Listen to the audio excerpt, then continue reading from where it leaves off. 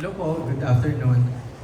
Tanong ko po, ano po ang mga i-expect natin? May mga sets of dances po ba tayong i-expect? And ano po yung magiging program flow natin? Hi, hello. So syempre, as much as I don't want to spoil anything para talagang bumili po kayo ng ticket at manood, you will be expecting to see the things that you miss, and you will be expecting to see things that you haven't seen them do before.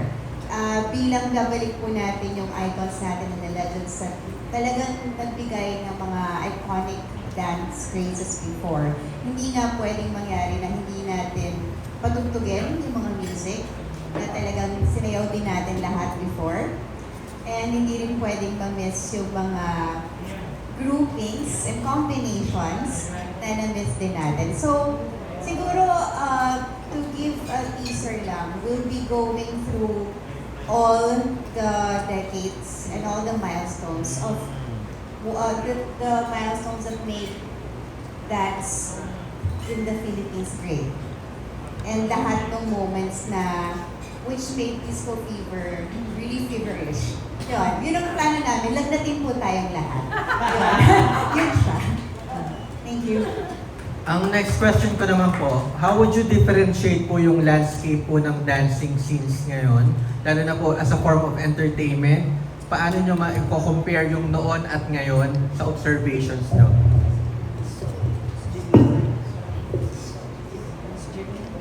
Miss Janine?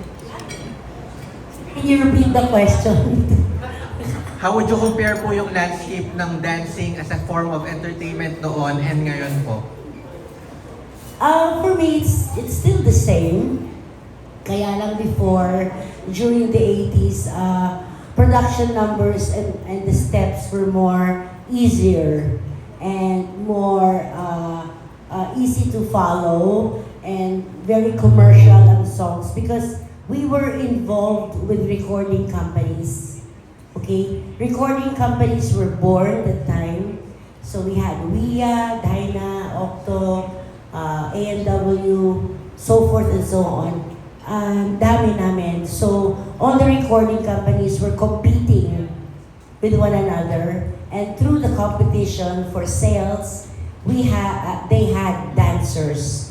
So, each recording company was represented by dancers. So, that is the biggest difference because hindi na ngayon ginagawa ngayon yan ng recording company. Okay? And then before, I should compare, all dance steps were all original. Now, the steps are all coming from the videos from the US and from everywhere. So, nung araw, hindi kami nanggagaya. Ako po, hindi ako nanggagaya. Hindi ako marunong manggaya sa video kasi wala pa pong video noon. Bibihira po. Wala, o talagang wala. So, with God's grace that binibigyan ng mga choreographers ng for being creative, we come up with dance graces. Yun.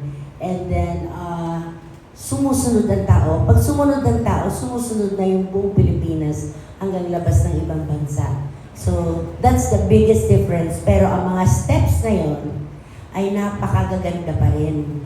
Napakagagaling ngayon ng ating mga dancers who are now currently competing abroad for hip-hop, for everything. And Philippines is always winning. Yun. So, I'm proud of this era now. Yeah, kasi may apo ko na magko-compete. I have an apo who's 14-year-old. I guess she got all my genes. Now she's competing also for London. Okay, thank you. Congratulations. Ayan, thank you so much, Sir Janelle. This time naman